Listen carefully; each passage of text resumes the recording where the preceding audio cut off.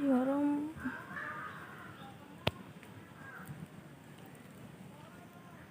नमस्कार मुझे आपण मानक प्रियर स्वप्ना आपण मानक मो चैनल को स्वागत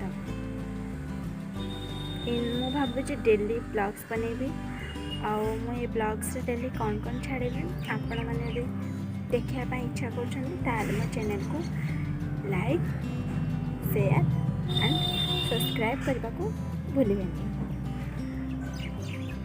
इन टाइम है 5:30 कि देखो केते जोर बहुत खरा मुझे आम छात पर अच्छे आम नुआ घर छात पर चलते देखिए।